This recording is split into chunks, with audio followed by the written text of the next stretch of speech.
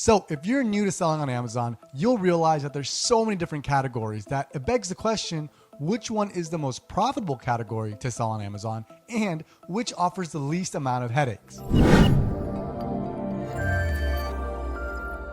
What is going on, Amazon sellers? Welcome to the Flips Nations channel. If you're listening to this on the podcast feed, welcome as well. My name is Rob if you're new here, and I do about $30K a month in sales, doing primarily online arbitrage, and I also own 2 private label brands. Now, if you do find value in this video, please do consider dropping a like and subscribing to the channel. In addition to that, we have a free Amazon FBA Flips Nation Discord group. You'll find a link below if you consider joining. Free community. We have a free online arbitrage course, leads list, virtual assistants that you can hire today, and much, much more. Now, in this video, I'll be going over the question of what categories are the best to sell on Amazon, the benefits and disadvantages of each category that I personally sell on Amazon right now. So without further ado, let's get started. So if you are a seller who just wants to be aware of all the different categories and their benefits and disadvantages, this is the video for you. In this video, I'm going to be going over my own experiences selling in the various categories, such as risk of inauthenticity complaints, risk of potential IP complaints, what are return rates looking like for my individual categories. And this is objective information that I've gotten personally, as well as the feedback that I've observed from other sellers in the community in the Flips Nation Discord group. So let's get started. So let's first go over a category that I sell an abundance of on Amazon FBA, and that is apparel and shoes. And I'll give you some reasons why it's very polarizing, this category, from seller to seller. This apparel and shoes category includes brands like Nike, Adidas, Converse, Vans, and much more. So first off, let's go over the advantages of selling apparel and shoes. First things first, they're all very higher ticket items. For example, all the shoes and clothes that I sell in this category, they range between about $40 to $100. And this is information that I've retrieved from Sellerboard. By the way, if you don't have Sellerboard, check them out. Amazing profit analyzer. And checking back the last 30 days, I found that the average selling price for apparel category for me is around $62, which is great. For example, let's say I'm selling something that's $50, right? And the return on my investment is 30%. This means I'm making $15 per unit that I sell. In addition to that is the shipping. Okay, so we all know shoes, underwear, socks, they take up a small amount of matter. And as a result, the shipping cost isn't as much, as well as the weight, right? A typical shoe box is about 2 pounds versus like grocery and stuff like that can start weighing more than that, right? And that's going to result into higher shipping fees. In addition to the low shipping fee is the actual ease of prep. It doesn't take much to prep shoe boxes, right? For me, I have a shoe, it's already packaged, so I don't have to polybag it. I just put a rubber band on it and I label it. That's it, right? So this is the ease of prepping, which is something you should also take into account when you're buying certain products, is how difficult and how much time it's going to take you to prep the item. If it's packaged, you don't have to polybag it. If you can touch the actual physical item, then you're going to have to polybag it. And when it comes to shoes, they're already in a shoebox. Now, I will say socks and stuff like that, you do have to polybag, but they're so small, you just drop it in, seal it, label it, done, right? And if you're just starting to sell on Amazon, more than likely you don't have a prep center yet. So this could be a huge benefit for you when it comes to how much time it's going to take you to actually prep the items. When it comes to apparel and shoes, prepping is pretty minimal.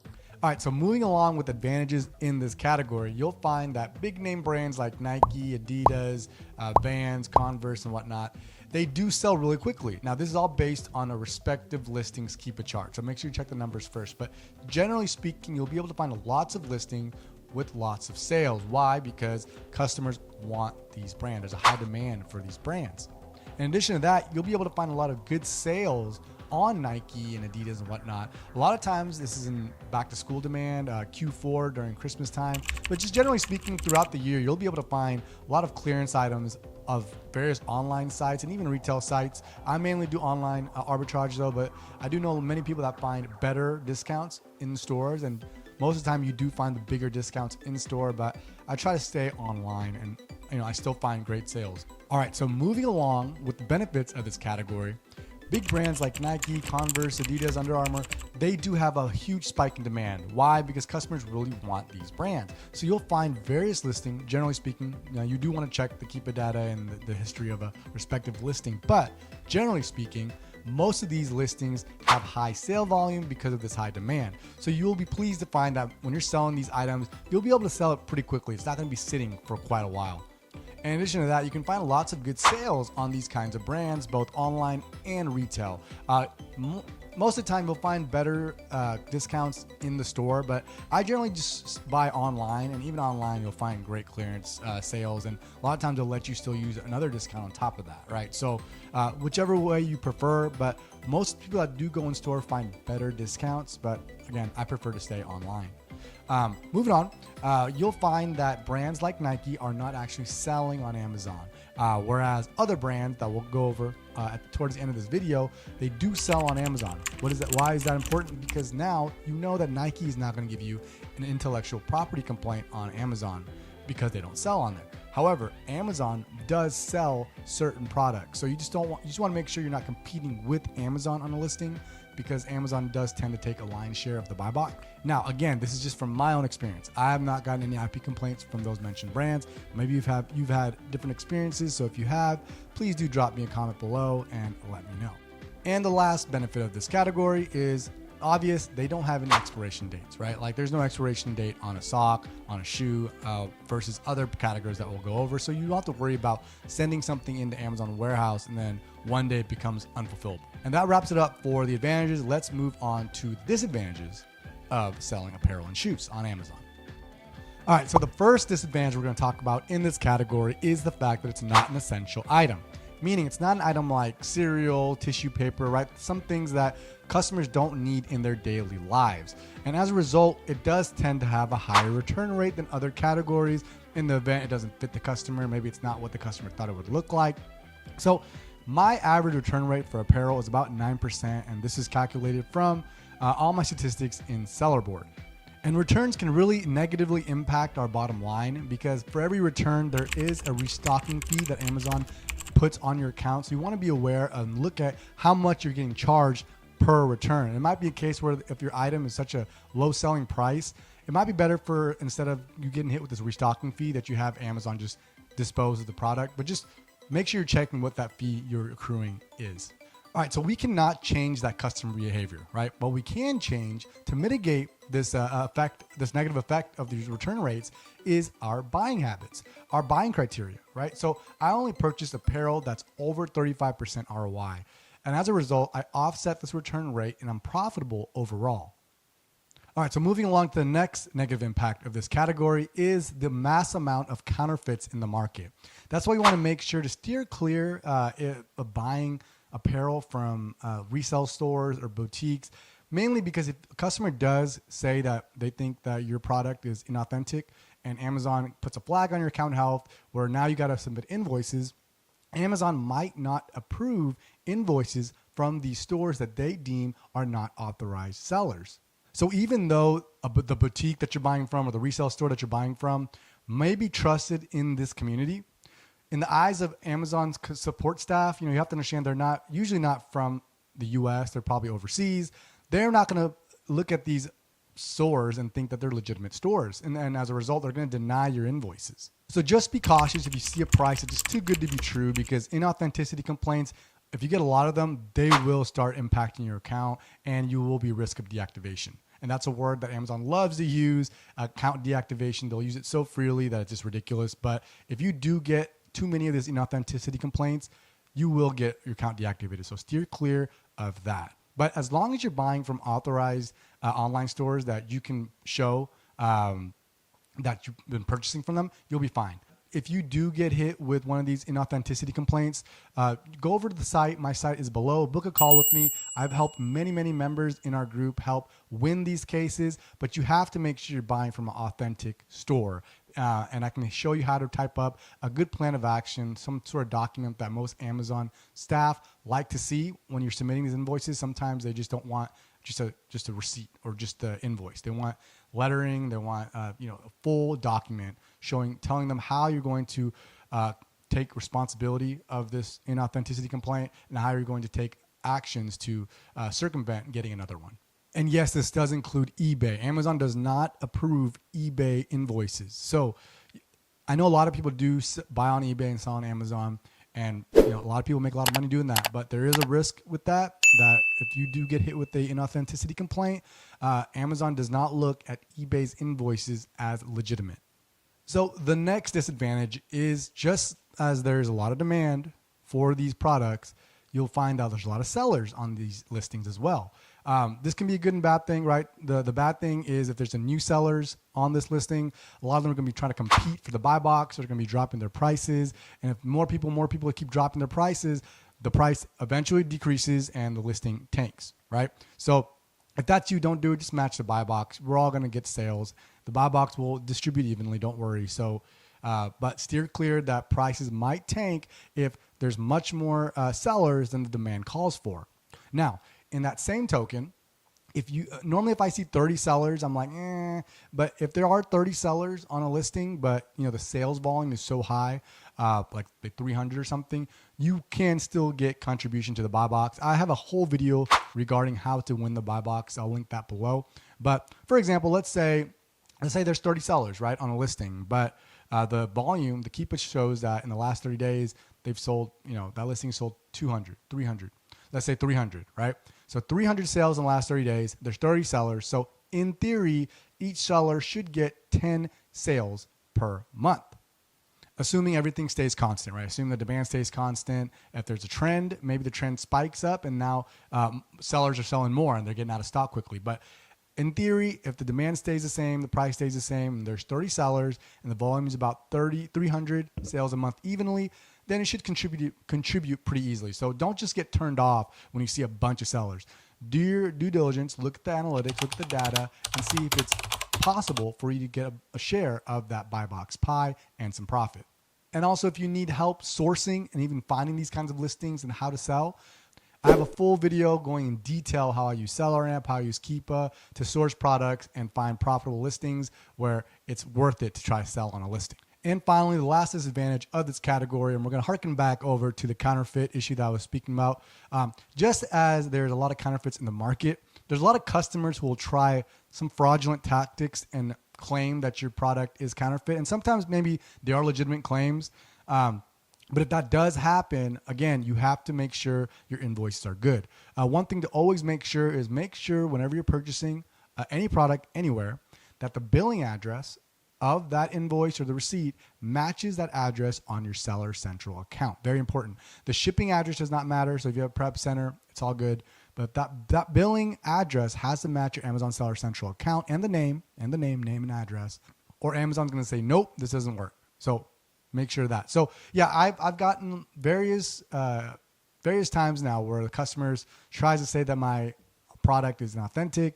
It is definitely not inauthentic. So I've been able to win those cases. I've been able to help my members win those cases as well. So if you do need help with that, again, the website is below. You can book a call with me. And that wraps up this category. Let's move on to the next category. Next categories up, I'm going to do these two together, is health and beauty and health and household.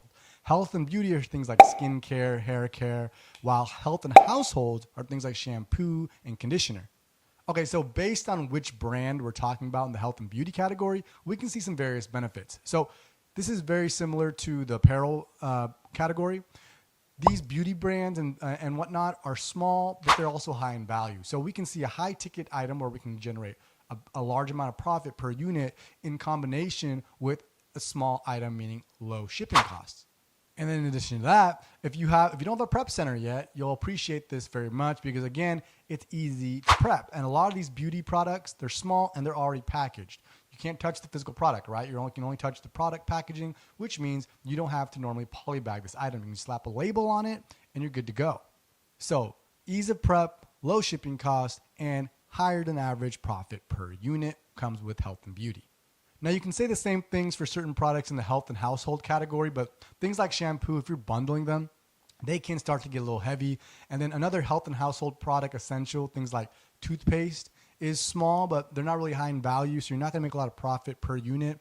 But health and household can be great because they're considered essentials. So things like shampoo, toothpaste, they're considered essentials because customers tend to buy this every month and they're going to use it, right? It's not something like a shirt or a shoe where they're just going to buy it once. Maybe they're buying for themselves. Maybe they're buying for a gift. Nonetheless, they're really intending to buy it once. They're not going to buy a shoe every single month. Whereas something like shampoo, they're going to eventually run out. Laundry, they're going to eventually run out. Toothpaste, toothbrush, what have you, they're all eventually going to run out. And then when they buy it, their all intention purpose is to use it. And just on that same token, I see that there's some beauty brands that are considered essential to some customers. This really depends on the brand, right? As I was saying earlier, a lot of women customers tend to buy the same skin routine products. And when they run out, they're going to want to buy it again, right? So you can look at that as an essential to the customer's life as far as their routine on how they take care of their skin and take care of their hair as well. Now, there is a huge opportunity to find beauty brands, which speaks to another advantage of the beauty category.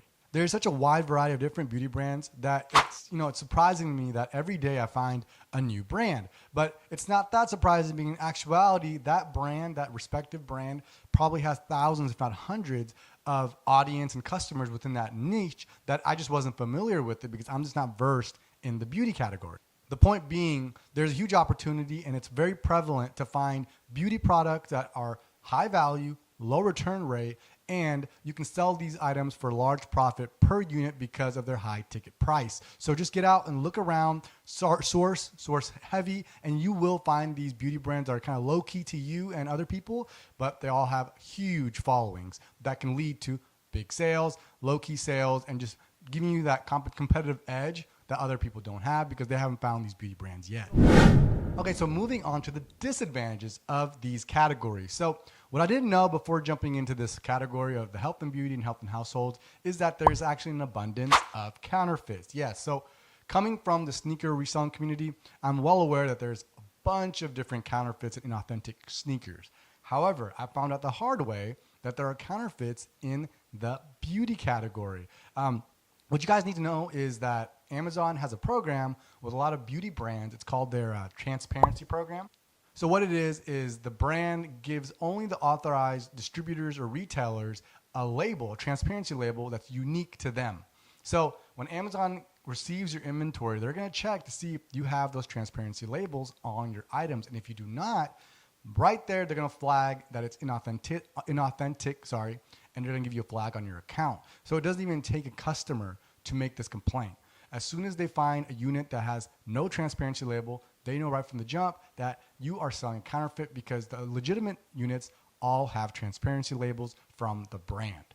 So the worst part about getting these transparency label counterfeit violations is it's really hard to win that battle. No matter how many times you submit your invoices and whatnot or try to state your claim, you're not going to win that battle against Amazon support. So once you got one, it's kind of going to be on your record, or you can try to see if you can, if you have the forgiveness option, try to see if you can get that off your account health. But the main point of this is if you're buying from, let's say, Walmart.com, make sure it's not from a third-party seller. Make sure it says sold and shipped by Walmart, because if it's sold by a third-party seller, Amazon's going to ask you to have that third-party seller provide you legitimate invoices, and you better hope that they bought from the brand themselves or from an authorized retailers, and most likely they did not. A lot of these third-party sellers on Walmart.com are selling counterfeits, and a lot of times if you try to buy it and then you try to contact them, they're either A, not going to contact you, B, give you a fake invoice, C, they're already kicked off the Walmart platform because they got so many counterfeit complaints. So this also goes for eBay, like I mentioned earlier. Don't buy beauty products, from eBay, especially if the price is too good to be true, because more than likely it is counterfeit. So on that same token that I mentioned earlier in this video on the advantages, that some beauty brands are considered essentials based on if it's a part of their skincare routine, hair routine, whatnot. There's obviously some customers who are going to try this product for the first time, and if they don't like it, it's not what they thought it was going to be like, they're going to probably return it, right? So you just kind of have to watch out per brand. My return rates on beauty is very sporadic. It depends on the brand. So if there is like a beauty brand that's really trusted from the beauty category community, then more than likely that brand I'll find it has very low return rates because people already trust the brand and they want to buy it for every month. It's a part of their daily routine. However, there's some brands that it's not as well known in the health and beauty community, that they're obviously just trying it, and if they like it, they'll use it once, yada, yada, yada. But I do want to say it's a very distinct difference from apparel, which no one's going to be buying the same shoe every month, right? No one's going to be buying the same shirt every month. So it should not be misconstrued that I'm saying all of beauty is going to be tried once and they're done with it, right? It can be an essential item to some customer based on the customer behaviors that I have seen, that I'm able to replan a lot of my beauty products. And it's usually like similar customers. However, apparel, shoes, shirts, socks, they're usually just buying it once and they're done with it, right? And the next disadvantage of this health and beauty category is intellectual property complaints. That's right. I want to say most of the IP complaints I've gotten in the past have been from beauty products. That's why I've been more hesitant buying beauty as I used to when I first started selling. That's why sometimes I feel much more comfortable, despite the higher than average return rates for apparel. At least I know that I'm kind of out of the woods when it comes to intellectual property complaint risks. But anyways, if you can try to mitigate that by just kind of speaking around, checking out the community. In our Flips Nation Discord group, I actually have a channel where members, if they do get an IP complaint from a certain brand, they post it in that channel. So we as a community are all aware of what beauty brand, or any brand for that matter, is handing out IP complaints. So be aware of that. Beauty brands, a higher risk and higher potential of intellectual property violation complaints. Now, following up with another disadvantage, and this might be only from my experience, but I've gotten a couple of restricted product violations, and this essentially means that there was an ingredient within the beauty product that was prohibited on Amazon. I was able to fight it by going and getting the ingredient label and showing Amazon that there was, the ingredient that they were talking about was not in the ingredient label on the beauty brand, the beauty product, I should say. However, I did get it, and I know someone else that also got it, a restricted product violation. I'm not sure if he was able to fight it off or not, but just want to at least bring that up, that is also a possibility that you could receive. Now, this shouldn't scare you. As long as you're doing your due diligence and purchasing correctly, you should always be able to fight this claim. Aside from the transparency label issue I spoke with you about earlier, you should be able to fight most of these claims and win. All right, so the next category, and one of my favorite ones, is grocery. In addition to the grocery category is the supplements and vitamins category, which I kind of tend to look at as a low-key grocery category, even though it really isn't. It's in the health and households main category. However, due to just customer habits that I've observed, it's more so aligns with the same kind of customer habits that I see in the grocery category. So I tend to look at them the same. Okay, so naturally for this category, you'd expect low return rates, and it does. And that's kind of why most sellers like myself really enjoy selling in this category, because when we're sourcing and we are calculating our profits, we don't have to really account for just like, for example, apparel. I have to account for that 9.5, 9.8, whatever return rate that I see. So I have to account for it by overcompensating my ROI. But for grocery, that's why I'll even take a lot of ROI that are less than that value, just because I know there's not gonna be much returns. So now the customer behavior with this is just that. They're not gonna return it much, mainly because A, they usually already know and familiar with the brand that they're buying, and they're probably buying from Amazon for the convenience sake because they want it shipped directly to the house. And B, they're gonna more than likely consume it, so there's really nothing for them to return anyways. And I believe Amazon also prohibits certain grocery items to be returned, so that in itself really does play to our favor as the seller selling in this category. So another advantage of this category is just the sheer amount of listings that I find for one kind of item. For example, I might be selling some sort of granola bar, right?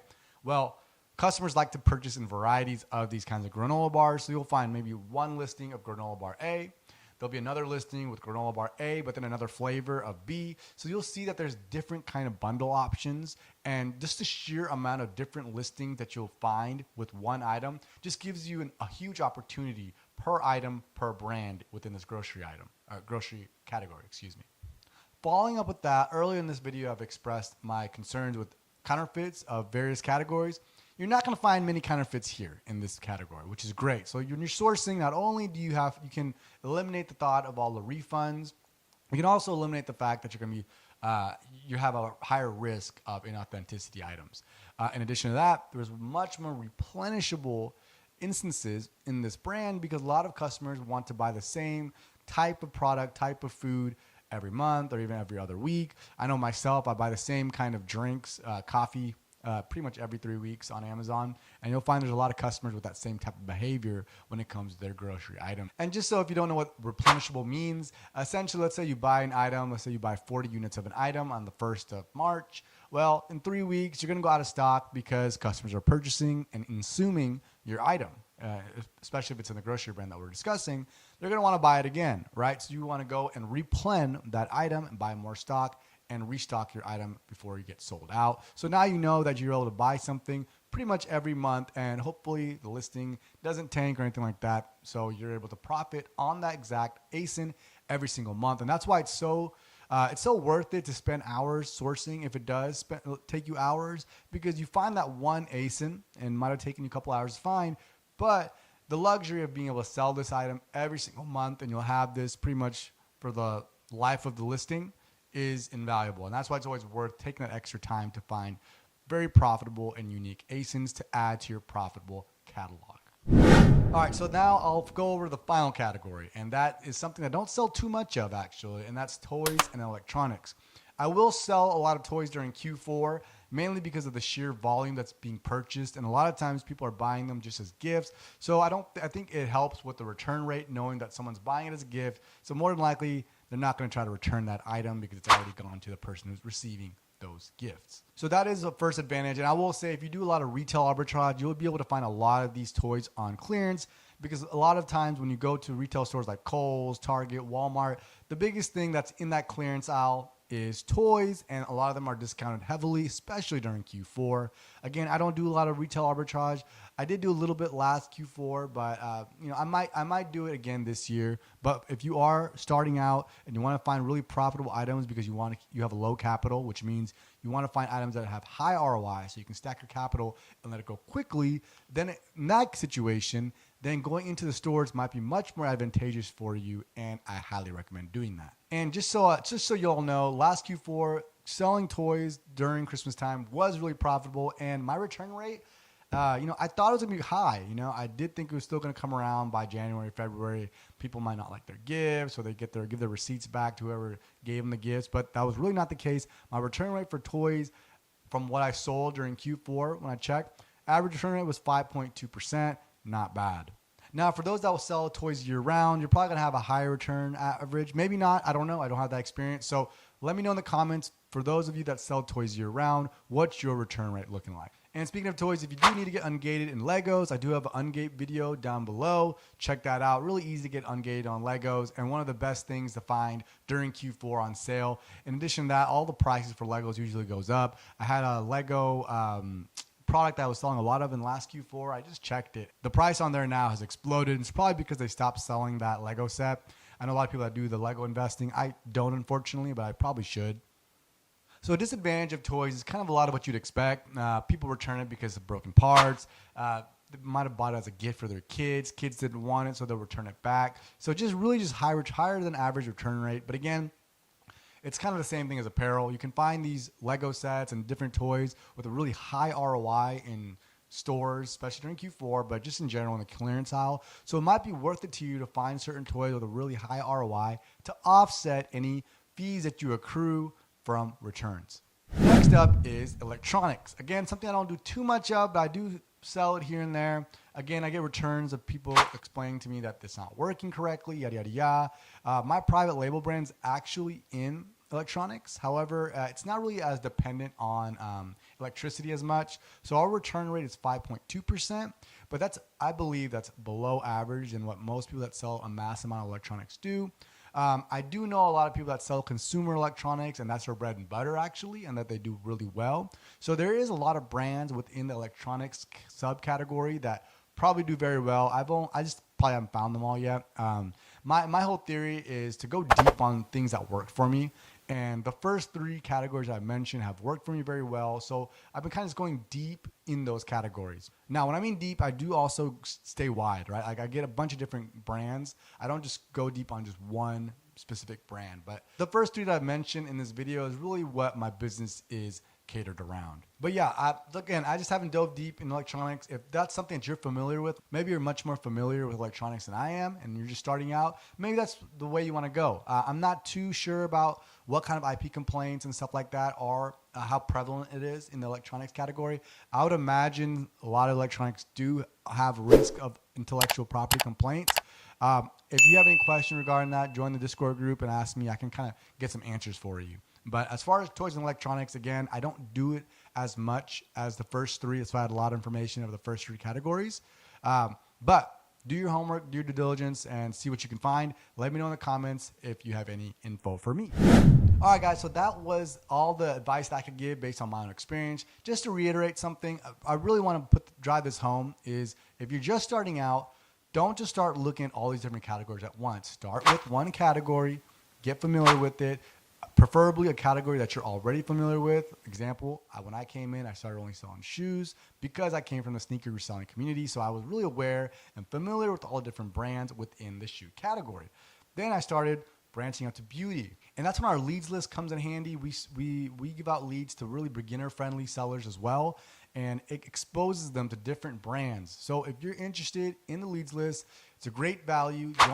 Join our Discord group if you have any questions, or you can go straight to the website to view the leads list. However, if you want a free Amazon FBA online arbitrage course, that's also waiting for you in our Discord group. Bunch of content in that course that I've developed. It didn't take me a day. It took me a whole month to create. So I really, really strongly encourage you to at least read through that video. It links various different videos as well in that content. So you're not going to be bored just reading a bunch of text, right?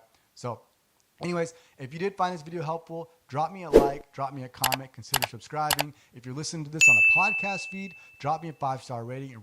It really helps me out. And again, thank you all for the support. I will see you guys on the next video.